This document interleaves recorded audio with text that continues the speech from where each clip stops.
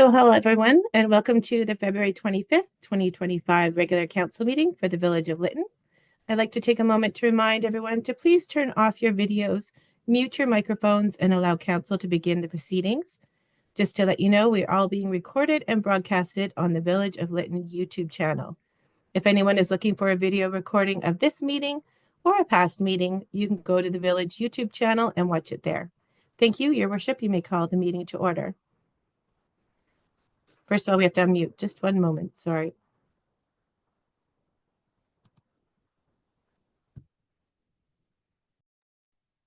There we go. Thank you very much. So I call this meeting to order at 7 p.m. I want to begin by acknowledging how fortunate we are to be meeting in this beautiful place, surrounded by the mountains, the rivers, on the unceded ancestral lands of the Entlecapan people. We need a motion now to adopt the agenda for tonight's meeting. So moved. Thank you, Councillor Lightfoot. Seconder. I'll second. Thank you, Councillor McCann. All those in favor? Aye. And carried. Great. So before we go any further, I just want to acknowledge who's at the table here today. We have CIO Monbercat, Councillor McCann, Brian Baxter is here with us, Councillor Toss, Councillor Lightfoot, myself, Mayor O'Connor, and staff online. We have our corporate officer, Lisa Storoshenko, and construction advisor, Brendan Nobes, as well. Councillor Michelle is joining us via Zoom tonight. So a motion, please, to adopt the minutes of February 11th. So move, Toss. Thank you. Seconder. I'll second that. Great. Were there any errors or omissions? No, seeing none. All those in favor? Aye. Carried. We're going to move right down to item number 6, public comment, and I'll turn it back over to CEO Storoshenko. Thank you, Your Worship. So members of the public are now invited to comment on matters related to the agenda. If you would like to speak, please use the raise hand function on Zoom. You'll find that by clicking on React at the bottom of your screen and then click Raise Hand. When it's your turn, I'll read your name and you'll be asked to unmute yourself. You'll get a pop-up on your screen asking you to unmute, and you'll have 2 minutes to speak. Speakers are asked to please state and spell your name, say your address, and the agenda item you are speaking to. So if anyone would like to speak, please use the raise hand function now.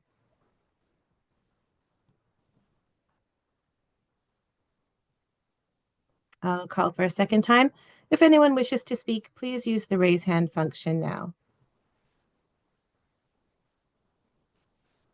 And we just had a few people joining us, so I'll call one more time. So if anyone wishes to speak to an agenda item, please use the raise hand function now at the bottom of your screen. I don't see anyone, Your Worship. Is there anyone there at Parish Hall? Are you interested in this evening? No, nobody. All right, thank you. So that completes the public comment portion of the meeting. Back to you, Your Worship. Perfect, thank you. So we'll move right on to item number 7, which is staff reports. And we have a number of them this evening, but we'll begin with item 7.1.1, the Public Works Building, CIO Monbercat. Thank you, Mayor O'Connor. Good evening, everyone. This first report is looking for approval on the Public Works Building. So we had brought this forward to council, I believe it was last summer, for a recommendation to enter into a contract with a company called Blue Collar Modular for the design construction of the Public Works Building. That contract was entered into in October, and when the contractor went to start the project, they start with the site conditions and ran into some problems with some non-compactable soils. So that was, if you remember, the Public Works Building is at the end of Main Street on 2 lots, 40 Main Street and 30 Main Street, 14 and 30 Main Street. Those 2 lots have been consolidated into one. The zoning is consistent across both of them. So originally the building was going to be on 14 Main Street. That's where we ran into some trouble. So then we did some geotech testing on 30 Main Street, ran into a similar problem. However, in the process, as we were evaluating putting the building up on 30 Main Street, it seemed to was starting to kind of make more sense. So we have worked with the contractor to have a revised estimate to complete the compaction of the soil on 30 Main Street to make it compactable, solid, so that we can put a building on it. But also to, in between the two lots, there's a big kind of step down, maybe 3 or 4 feet.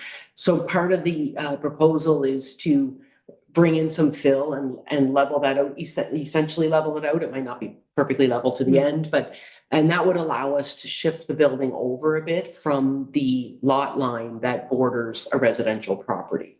So it would allow us to move the building away from their property, but also it then allows us to reduce some costs of the fire separation requirements of that wall that would have been next door. So the building is now proposed to be mostly on 30 Main Street, but kind of over towards 14, facing east. And originally it was facing south. And so this way, the Public Works team would come down the Main Street extension, the little gravel extension, and be able to make one right-hand turn into the building, where before they would have had to drive around it.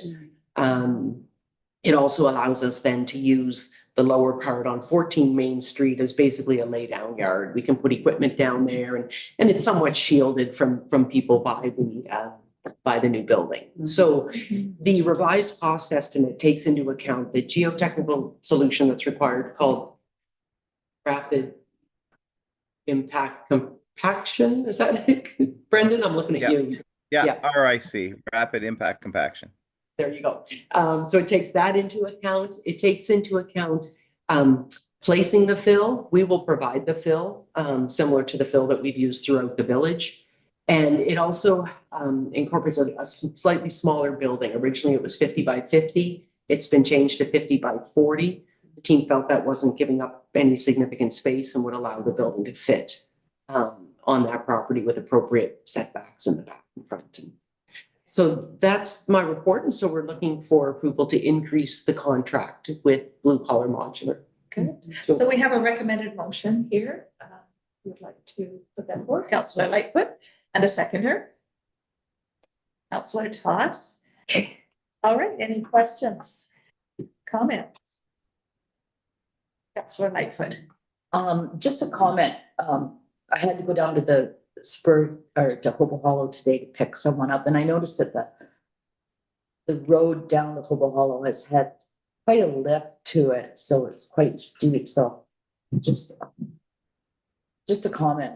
I'm wondering if instead of raising all of that, we could take down a bit of the lot that's been raised so much.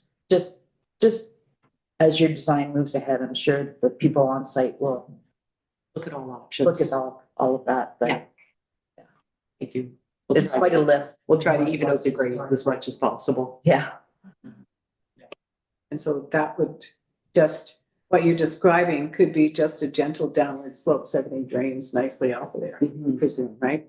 I'm curious, with the reduction in size, is there any cost savings there as well? Or? Well, there were some cost savings from the change in the size of the building, and then offset by the additional work that needs to be Right. done. So the net is an increase of 80, I think it's 85,000. Yeah, and I believe in the report you explained where that money was coming from. Yes, yeah, so the funding for the Public Works building is coming from the EMCR recovery funding. And so they had allocated in there $1 million for a Public Works building. So the amount that's over $1 million, which is about 52,000, will come from our insurance proceeds. Okay. Yeah, Councillor McCann. So this money is to build the building, but Yes. it's not to, like, how much of the interior do we get? Like, we're getting all the interior offices and washrooms and all that, that's all included, right? Yes, But other than that, any kind of tools or specialized equipment, we add that after. that's Or we correct. move our own stuff in, whatever the case. That's correct. Brendan, can I just confirm that would include all the fixtures and everything, like for a washroom and a small kitchen? It would, yeah, it would include anything that's built in. It would not include like office furniture or any loose furniture, but the built-in, there's work desks in there that are built in. There's the vanities, the kitchen, and the washroom fixtures are complete. Are there any other comments, questions regarding this? Okay, well, this is pretty exciting, and I know there's been issues, and I really appreciate staff for working through those to hopefully get things going. So when should we see shovels hitting the ground? Brendan? Well, I have to, once everybody says yes, I got to get a schedule from them. So it should be Okay. fairly soon. Because they're champing at the bit to get started as well. So, Oh, that's good. Okay. Yeah. Thank you. So I'll call the question and all those in favor? Carried. Okay, thank you. Okay, item number 7.1.2, which is the Community Hub project. And Diane, I'll turn it back over to you. Thank you, Mayor O'Connor. Happy to be finally bringing this project forward officially. As everybody is aware, we did have an announcement last week from the federal government that $25.9 million has been committed to the village of Lytton for the construction of the community hub. This is based on the proposal that was submitted to the Green and Inclusive Community Buildings Program, GICB, as we commonly call it, back in August. And so the that, you know, first we submitted the application. It went through a vetting process. I believe it was the first week of December that we first received an agreement in principle, which was basically our commitment from the minister that this project was going to be funded. And then shortly after that, it was followed up with a contribution agreement. We're putting the final strokes on the contribution agreement now to be able to sign that with Canada for the project. And the minister made the announcement last week. So that was one of the key steps we were waiting for, because just when you're working on a federal government funded project, they like to be the first to announce it. So we haven't been able to really talk openly about the commitments that they had made to us. So, you know, as I believe everybody knows, the Community Hub project is intended to include a community building, an open sort of covered market / recreation / gathering event space, a pool, and then a green space as well. And so that was all laid out in a concept plan, really just to demonstrate that those elements could fit on the property that we have. We'll now, you know, if this project is approved, then we will move forward to, first of all, finish the contribution agreement. But then, you know, when we do an RFP for an architect, that will be an architect that will come in and actually design the project. So they may reorder the elements. They may change the shape of the building. You know, there will be changes made to it or not, depending on what the feedback is. But it is what's required under the program is that those elements are included: the pool, the building, the green space, and the market space. So those will be there somehow. And so I included the concept plan, and I also included a copy of the Class D estimate because we're frequently asked about that. So with the application, we included an estimate that totals 21 million. When you add the contingency onto that, because it's a Class D estimate, it's fairly high level. So you include a large contingency, and that, but the contingency included, it totals 25.9 million.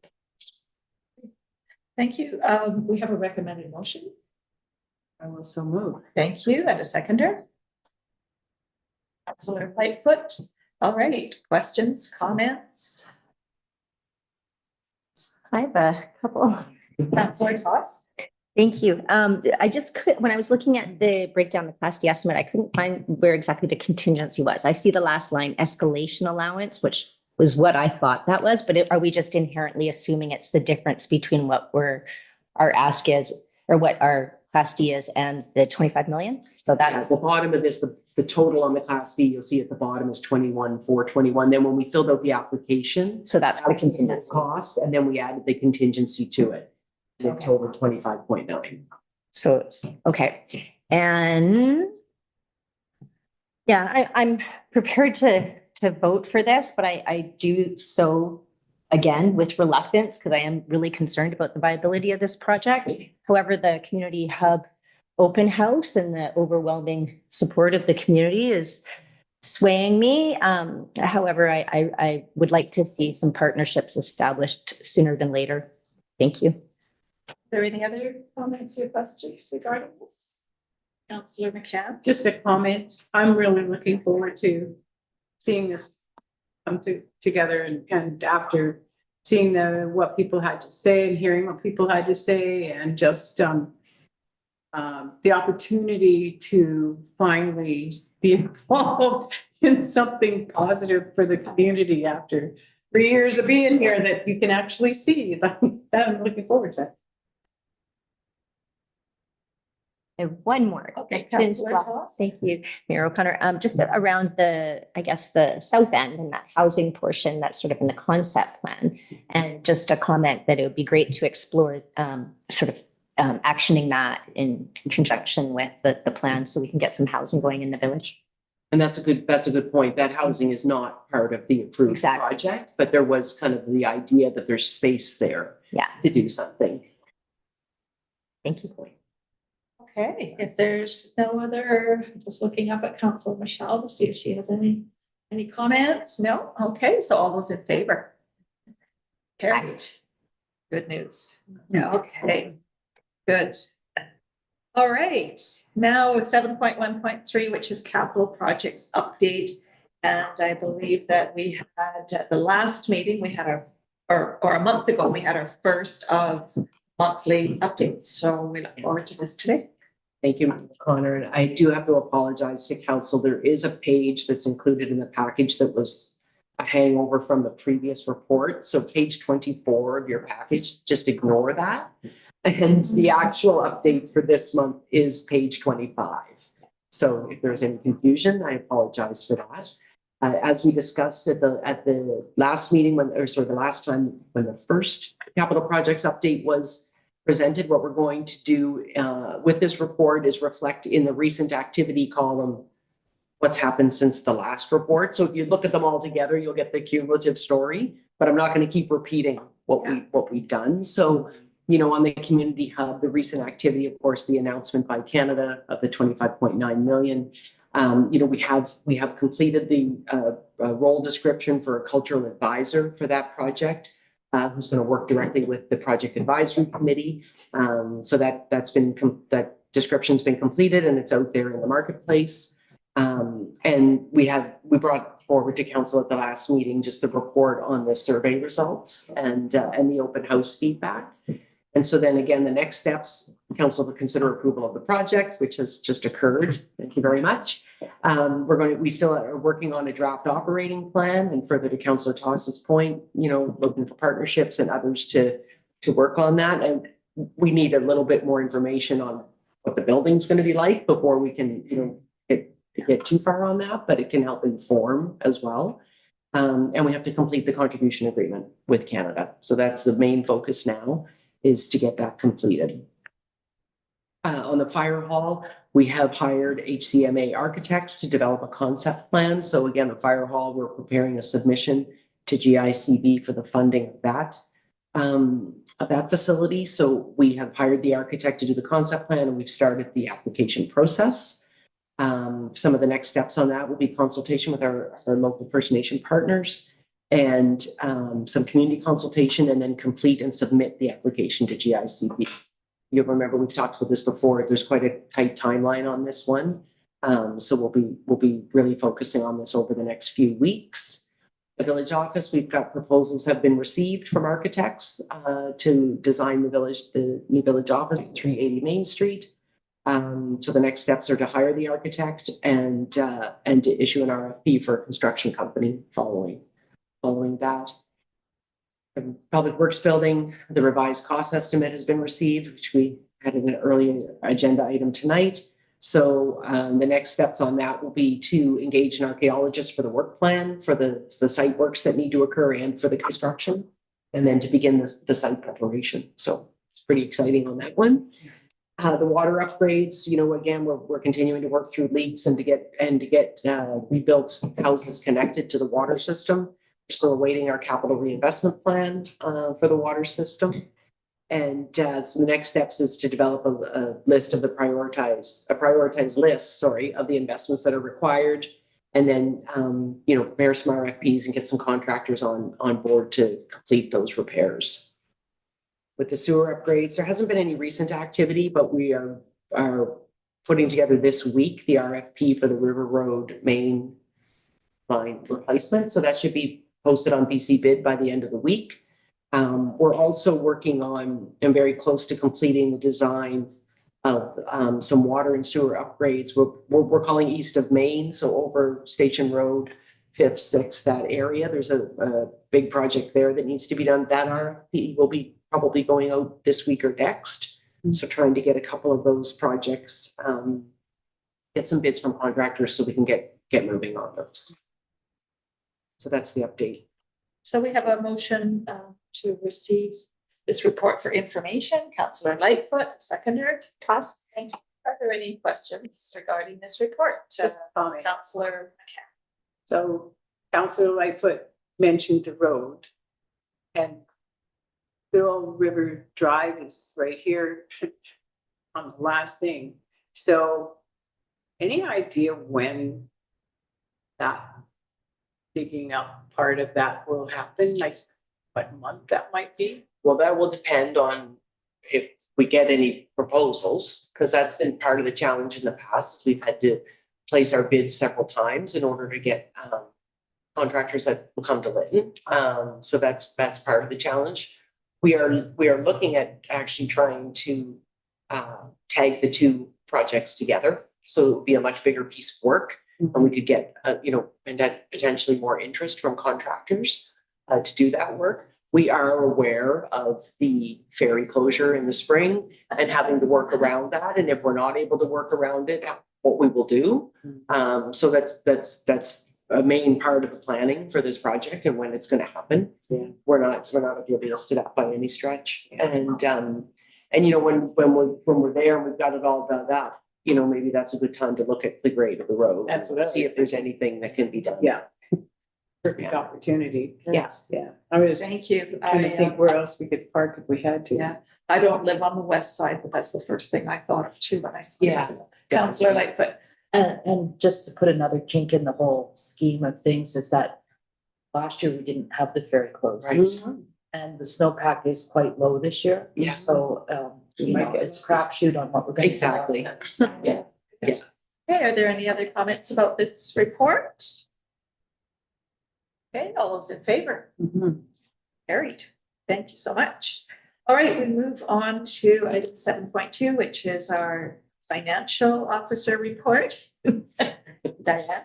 This is the last one. This is- CFO Mama Karen, did you? This is the last one for me for tonight.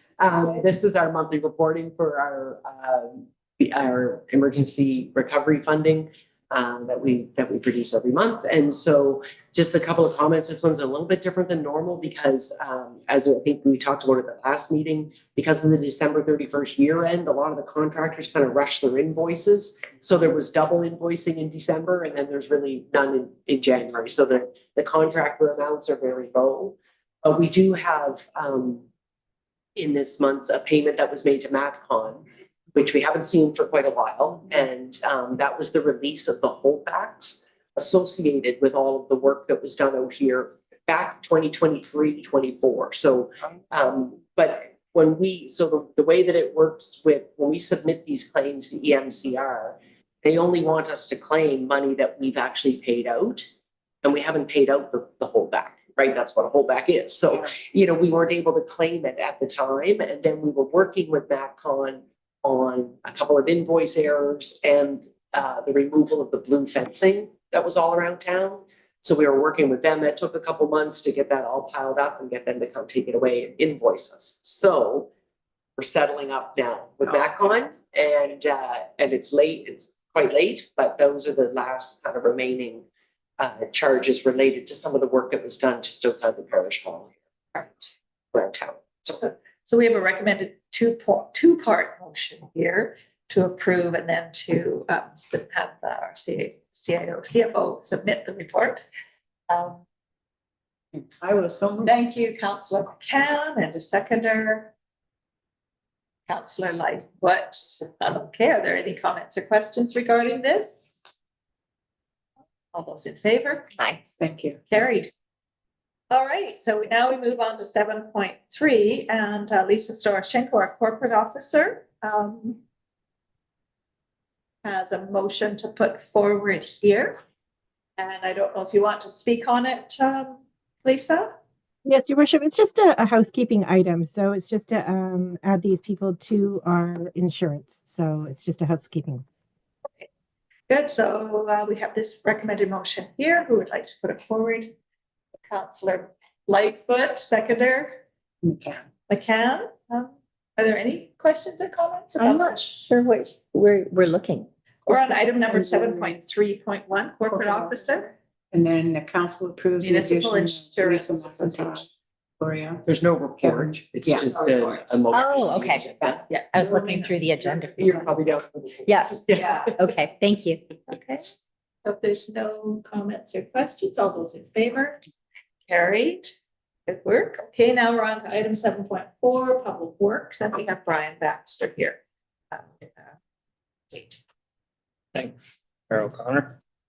And council, it's been a while since I've been here, so I thought I'd come and give you a brief update as to what Public Works has been up to with respect to utilities and some other activities. I do have a PowerPoint to go along with it because pictures kind of say 1,000 words, sort of helps things along. We can go to the next slide. So what you see here is some rocks that were removed. If anybody noticed the water running down the main street around Christmas time, just after Christmas, we got a report of a river coming down the road. And what we found out is that the control valve had been stuck in well number 2. So Kevin and the Public Works team disassembled the control valve and found these items in there, which have now been removed, and it's operational again and not causing these issues. Next slide. This is actually one that was found by a contractor that was working in the park here. They removed the fire hydrant, and the picture on the left shows a 4-inch water valve, which was cracked and obviously leaking. So we're hoping that we've saved some water on that one as well. Next slide. Again, this is another control valve that periodic maintenance is required on these to make sure that we have water quality. And as you can see, this one had been lacking a little bit. So it's now up to date and all cleaned up. Next slide. Down at the wastewater treatment plant, as you're aware, we've had to purchase some testing equipment and upgrade the lab facility. So this is just showing the screen that they're looking at to see what kind of creatures and bugs are inside our little poo pond. Next slide. This is kind of what our lab looked like before we did some upgrades. It's nice and clean and netted. Yeah. So there's been a few upgrades to that. You can see the new equipment and a much cleaner work environment. Wow. Next slide. This is a recent discovery that we found is one of the pumps that we're looking at replacing right now and getting rebuilt. And on the right-hand side, beside that yellow scraper, you can see where the clamp that's supposed to lift that out has rotted. So we've replaced it with a stainless steel clamp now, and hopefully it'll last a lot longer. Lastly, kind of just an update on the temporary fire hall. We recently had the spray foam completed. The contractor had some delays, had some equipment issues.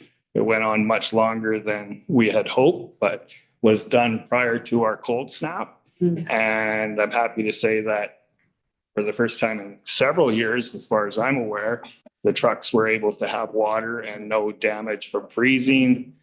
I mean, it's not shorts and t-shirt weather in there, but it definitely stayed above freezing and was a comfortable place that they can do training and store equipment safely. That should be it. Great. You can see the costs on the report themselves. I mean, we're still under budget on both items. Any further expenditures, I think we'll bring back to council and see what direction they want to go on both items. Thank you. So we do have a motion to accept this report for information. That would be Councillor Lightfoot and a seconder, Councillor Toss. Are there any questions for Brian? Comments? Great report. It's a lot of work has been done there. I guess that cracked hydrant was why it was so green out here behind Parish Hall. Then that one spot. Hey. Maybe. I was wondering, do we have like I'm interested if we have an actual sewer snake and how long we've Yep. had it and how far it goes. Yep, 200 feet. Councillor McCann? The pictures of the wastewater treatment plant have encouraged me to ask for a field trip, because before I kind of went, no, I don't think I want to know what. But I've always been quite curious, but as the project continues and the work happens, I would really be kind of nice to see the before and the after, just for our own understanding. Yeah. Absolutely. Yeah. I mean, there's been strides and improvements the crew's done in cleaning up the yard, getting rid of some stuff that just isn't needed anymore. I'm hoping to see more in the future. Well, we did a water tour Yes. quite a while ago now, and I think we've talked recently about doing another wastewater tour. So we can get that arranged, because it's actually quite interesting to go out and see all the pieces that we're always talking about. Yeah. Yeah. Yeah, I always find, I mean, I go every now and then, and every time I learn something new and see something I didn't see the last time. So You know, for sure, just help us understand. it more. helps you understand and see it for yourself. Yeah, it's interesting. Any other questions, comments? All those in favor? And Carrie, thank you so much, Brian. Yep. Thanks, Brian. All right, so we move right on to correspondence. Is that right? Item number 8. And we have one item of correspondence, and that was a letter that came in, and there is a recommended motion here to support the letter request. 2-part motion. Who would anyone like to put that forward? So moved. Councillor Toss, seconder. Sure. Councillor McCann. And any discussion on this? Councillor Light? This program's been running for a long time, and it actually brings quite a bit of money into the community. And not only does it provide good food for our citizens, but it actually supports local farmers. And I think that's an important component of it that's sometimes not really stressed as much as it should be. So I'm glad that council seems inclined to support this letter, and I thank the Farmers Markets Association for continuing their interaction with the province. Okay, thank you for that. All those in favor? Aye. Carried. Okay, we move on to item number 9, minutes of committees, and we have minutes of November 14th and January 15th. PAC, the Project Advisory Committee for the Hub, minutes that were provided for 2 meetings from quite a while ago. So we have a motion here to receive those minutes. I will say. Thank you. And Councillor Lightfoot is a seconder. And any kind of comments? Question. Yes. I see there's 2 months between the PAC meetings. I'm assuming they're going to be more frequent now that you're kind of steamrolling along. Great. That's what we're finding. Yeah. Yeah, as the need. for Okay, meetings. so they're on an Yeah, as and- needs and, you know, there basis. we're trying to schedule them regularly, but there might be times when we need them more frequently or less. Or less. Okay, Yeah, thanks. for sure. So, yeah. So now we've caught up on that piece. Good. All right, verbal reports. Oh, what's that? Thank you. All those in favor of that motion? Carried. Now verbal reports. All right, so my report. Let's see, our last council meeting was February 11th. So on the Thursday, February 13th, I attended the Lytton District Chamber of Commerce Annual General Meeting, and I gave a short update on some of the activities of the village. Monday, the 17th was BC Family Day. And here at the hall, we held a potluck at Parish Hall following coffee, and it was actually a very good turnout. Tuesday, the 18th, we had a Hub Project Advisory Committee meeting, PAC as we call it. And other than hearing updates, the main task of that meeting for the committee was to review and provide feedback on the posting for a cultural advisor for the project. And so we had very, very excellent conversation around that, lots of good feedback. And as a result, that posting, as CAO member said earlier, that posting has gone out. So we hope we get lots of applicants to go through for that. Guess we'll see. Last Thursday and Friday, so February 20th and 21st, I traveled to Vancouver to attend UBCM board and committee meetings. I'm a member of the board, small community rep. And I also sit on the Indigenous Relations and the Community Economic Development committees for that board. So they were very interesting. It was so great to once again meet this morning with Elephant Chief and Council, and we had a great meeting, and I really look forward to continuing doing this with them, having those regular meetings. I would like to remind everyone that tomorrow is Pink Shirt Day, Anti-Bullying Day. I'm sure everybody knows the story behind pink shirts, the shirt day. I'm not going to get into it, but this year the theme is kindness. And a quote that I often refer to is, be kind, for everyone you meet is fighting a battle you know nothing about. And I think that's so relevant for us here everywhere. Lastly, tomorrow evening at 7 o'clock here at the hall, there's a budget information input session. There we go. So that's my report. And Councillor Thomas. Thank you, Mayor O'Connor. Not a lot to report this period. Did the coffee yesterday, and like Mayor O'Connor, with the time spent with Lytton First Nation Council today.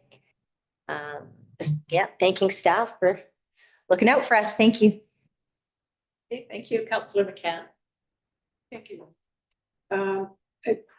Because Mayor O'Connor went somewhere else, then I got to be Mayor O'Connor this last little while. So I made it to the coffee with Mayor on both the 10th and the 17th. And in addition to other things, I have been continuing to connect with the Chief Spentland Park task force as they work their way through getting this park happening out here. Things are, what day is it today? Tuesday.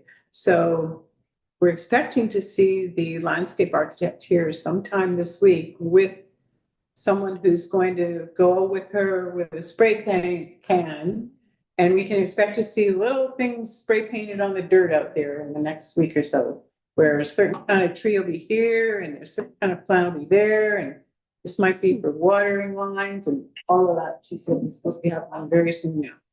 So that's encouraging, but we're still trying to chase down extra cash to pay for stuff that wasn't expected. So the archaeology was very much unexpected. Oh, so I have a question for you about that later. Yeah. Project that went to the PAC meeting. I was really encouraged at the PAC meeting about the quality of the conversations and the dedication of the people there to really do their best with this project. Like there's a really strong commitment to make this work. And people are realistic about it. Nobody's out there airy-fairy thinking we can, just have whatever we want with a nice little magic wand. There's none of that. It's really, really nice to work with people like that. The Fire Smart Committee, you missed the fire station. That's probably turning the water on. But that was another one. Brian made it though. And what was the outcome of that one, Brian? Oh, it was about the movement of the cash to provide more fuel management teams in the entire community. And that was kind of my big takeaway from that. Except somebody mentioned that earlier, maybe you did, Diane, but the ability, because they couldn't find anyone to do the coordinator job, that freed up that money. We might as well spend it on something we can use. So I think that's where we'll see that difference this spring. And that's very encouraging. So on the 20th, I went to Kamloops and went to the Thompson Regional Hospital District Board meeting and got to hear how they spend money there. And also it was kind of intriguing because Director Thorpe mentioned at the end of the budget or finance presentation, whatever that was, that the Lytton Hospital was nowhere to be found on this budget. And so she asked about that. And I was glad she did, because I was kind of wondering the same thing. And they told her that it wasn't there because the hospital is part of an insurance issue and then money comes from somewhere else. So that was kind of interesting. I did ask the lady to come back and see us again though, because I think it's about time we hear from them again. Just for myself. I also attended the Thompson-Nicola Regional District Board meeting as an alternate for Mayor O'Connor after that in the afternoon. And that meeting, what surprised me was one of the agenda items was a raise for the directors. And the staff was proposing either a 4% raise or a 4.5% raise. And so I kind of thought, oh, this will be interesting to hear what happens. And there was someone on the radio that morning, the chair was interviewed. And on the radio, when she was asked about this, she says, well, personally, I think 2.5 is just good enough. And so at the meeting, this agenda item comes up and the director wrote and says, well, she says, I'd like to move a 2.5 increase. And I thought, oh, well, this should be interesting. No one said a word. They all just passed the motion. So there you go. The TNRD directors are happy with less than what they were suggesting to have. And I thought, well, good for them. So then after that, the next day, there was a committee of the whole meeting.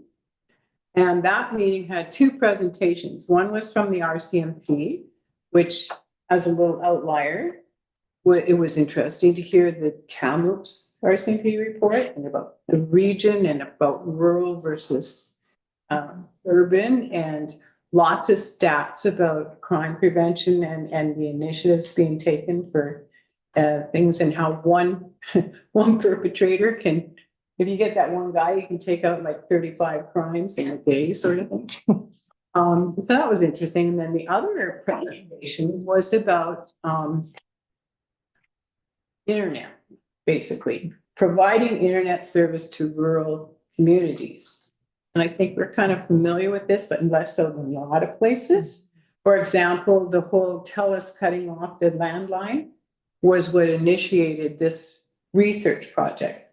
And so I did take some notes. It was really interesting. There was an interesting discussion about whether the TNRD continues in the role of advocacy versus support regarding the internet connectivity issue presentation.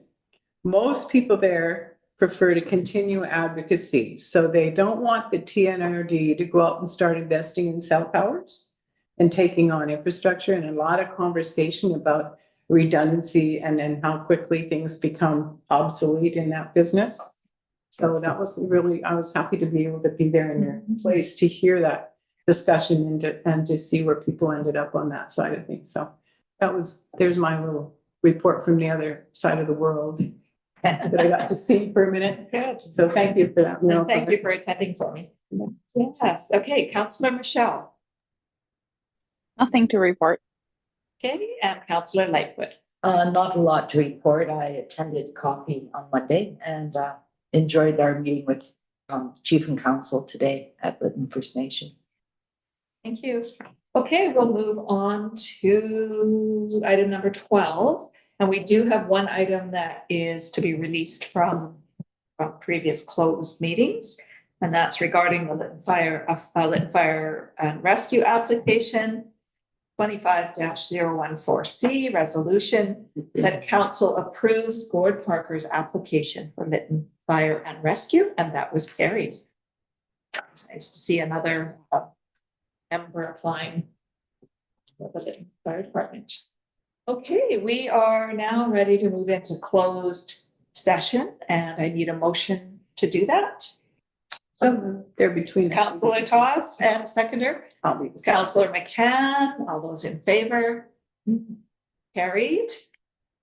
Okay, so thank you everyone for attending the open session of our regular board meeting, and I'm going to turn it back over to CO Storchenko.